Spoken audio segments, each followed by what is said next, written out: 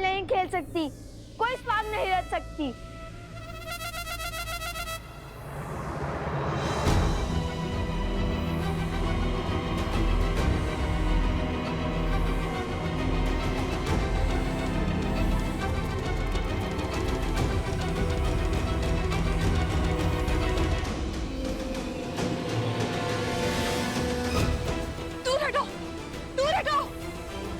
ये स्त्री नहीं, राक्षसनी है।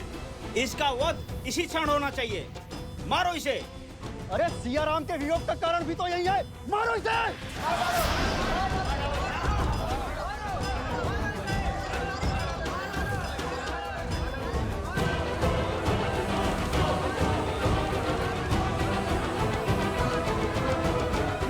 मारो इसे। नहीं, माना कि एक राक्षसी है, किंतु है तो एक स्त्री ही ना, एक माता ही ना। धरती पर प्राण देने वाली स्त्री का मन कोमल होता है, उसका मन सबसे विशाल होता है, जो स्वयं असहनीय पीड़ा सहकर अपने संतान को जीवन दान देती है। और स्त्री का वध वेदों में, शास्त्रों में जघन्य अपराध माना गया है। आप ज्ञान की केंद्र मिथिला की प्रजा हैं और धर्म की रक्षक मैथिली के प्रिय हैं। आप इस पाप के भागी मत बनिए और मेरी मानिए, इसे जाने दीजिए। महाराज जनक की पावन धरा पर एक स्त्री का रक्त बहाना शुभ नहीं होगा। लवकुश का कथन उचित है। प्रकृति कुकर्म का दंड स्वयं देती है और इसे भी इसके कुकर्म का दंड अवश्य मिलेगा। जाने दो इसे।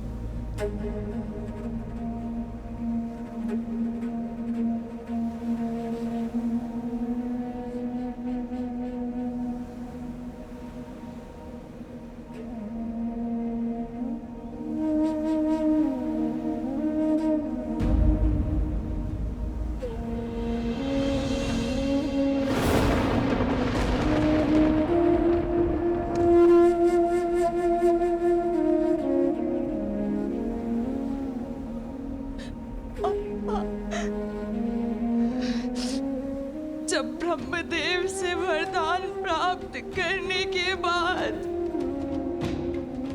इस भूमि पर आपने अपने पांव रखे थे और आपने अपना दिग्विजय आरंभ किया था।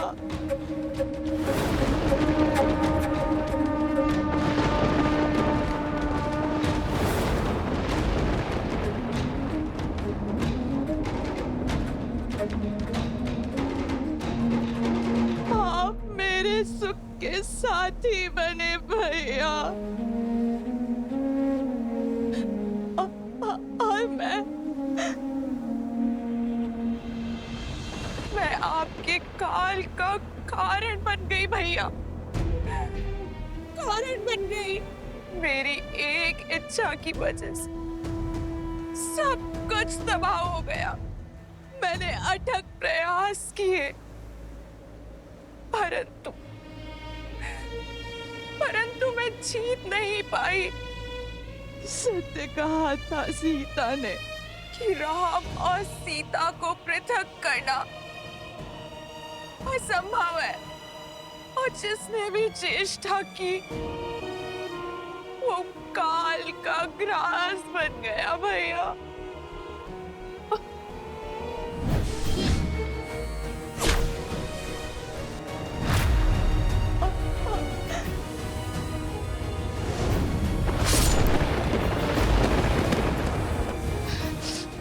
मारो इसे। नहीं, माना कि एक राक्षसी है, किंतु है तो एक स्त्री ही ना। और मेरी मानिए, इसे जाने दीजिए। और आज उन्हीं राम और सीता के पुत्रों ने मुझे बचाया, जिस राम और सीता को पृथक करने के प्रयास में इस समस्त चक्र का आरंभ हुआ। सत्य कहा था सीता ने कि संसार को दोष देते देते मैं स्वयं के भीतर झांकना तुम भूल ही गई। तुम्हारे हर शब्द की प्रतिध्वनि अभी भी मेरे कानों में गूंज रही है सीता। खेद है मुझे। मेरा परिवार, मेरे कुल का सर्वनाश का कारण मैं बन गई। अब मुझे शीघ्र जाना होगा अपने कुल, अपने भैया दशानंद के पास, ताकि मैं उनसे क्षमा मांग सकूं।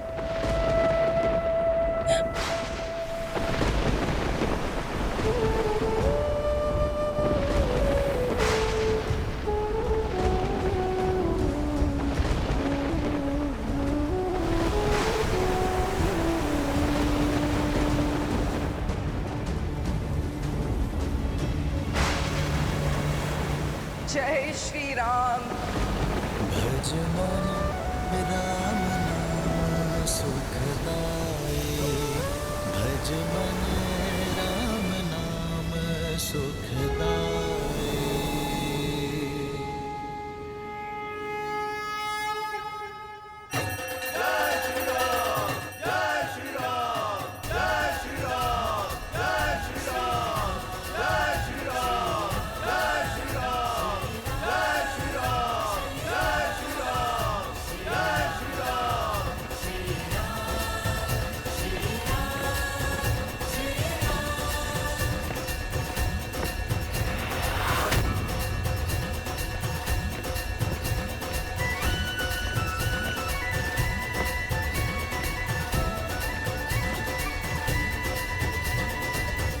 अब तो देवी सीता के लिए महारानी के राजवस्त्र और मुकुट भी जा रहा है।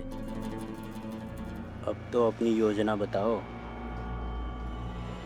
अनेक और धीरज रखो मित्र।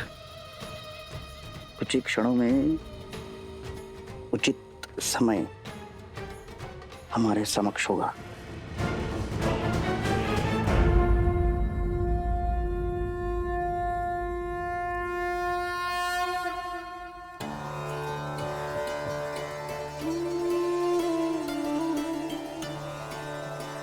सीता,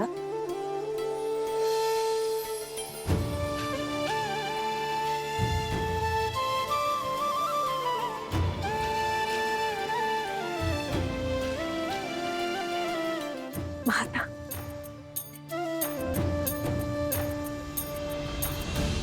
सौभाग्यवती भाव।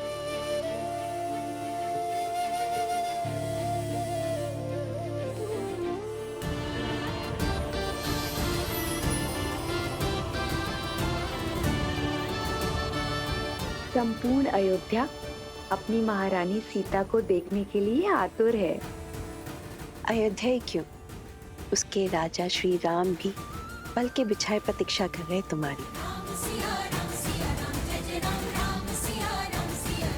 क्षण भर दीजिए माता, अपनी अंतिम प्रार्थना संपूर्ण कर मैं सज हो जाती हूँ।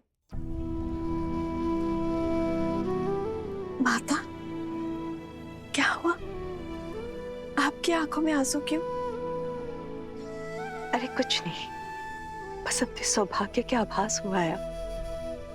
सच सीता, ये सौभाग्य है हमारा, राम का, अयोध्या का, कि तुम हमें मिली। प्रजा के लिए महारानी माता समान होती है। अब पुनः अयोध्या को अनाथ करके मत जाना सीता।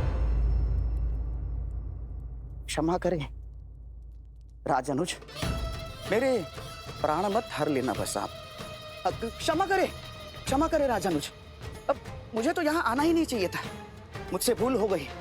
मुझे तो तभी समझ जाना चाहिए था जब आपके सैनिकों ने मुझे धक्के मारकर बाहर खदेड़ दिया था महाराज।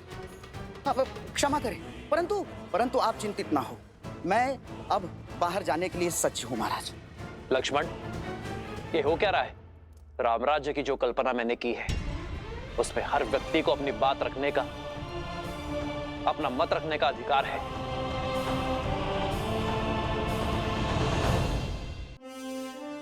यदि इनके मन में कोई बात है, कोई समस्या है और उसे मुझ तक पहुंचने से रोका जा रहा है, तो ये राम और रामराज्य दोनों की हार है। उत्तर दो लक्ष्मण, मेरी प्रजा को मुझ तक आने से रोकने का अधिकार किसने दिया तुम्हें? कौन होते हो तुम? राजा और राज्य के मध्य के सेतु को तोड़ने वाले।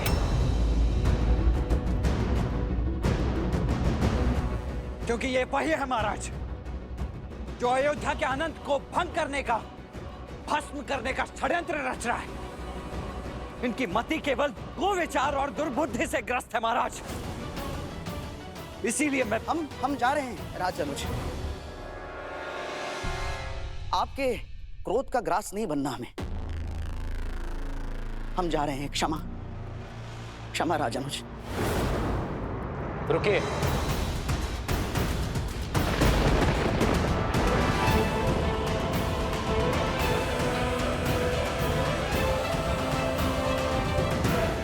भयभीत होने की आवश्यकता नहीं, जो कहना चाहते हो कहो।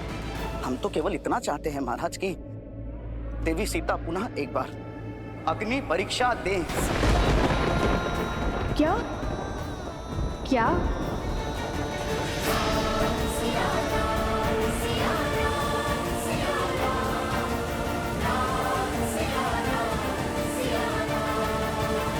भैया, स्वयं आपका मन स्वच्छ है, इसीलिए इनके भीतर की मलिनता को देख नहीं पा रहे हैं।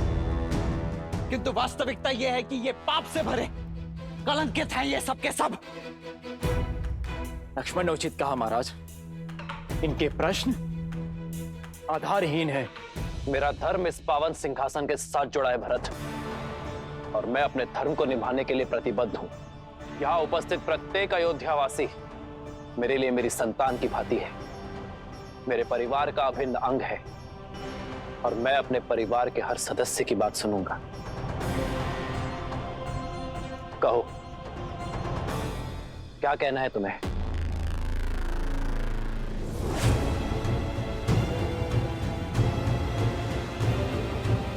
भयभीत होने की आवश्यकता नहीं है, जो कहना चाहते हो कहो। क्षमा करें महाराज, किंतु हम बहुत सामान्य और साधारण हैं महाराज। ना राजसी ठाठ है, ना विचार। हमारी सोच अवश्य मलिन और कलंकित हो सकती है, परंतु हमारी मंशा नहीं महाराज। महाराज, हमारा संशय, हमारा प्रश्न और हमारी मांग केवल इतनी सी है कि इतने वर्षों तक महारानी देवी सीता अयोध्या से बाहर थी, वन भटक रही थी, और जब लौटी तब आपने बिना सोचे समझे उन्हें अपना लिया महाराज। और आप ही क्या, आपकी संपूर्ण अयोध्या उन्हें अपनाने को सज्ज है महाराज। हम तो केवल इतना चाहते हैं महाराज कि देवी सीता पुनः एक बार अग्नि परीक्षा दें। क्या?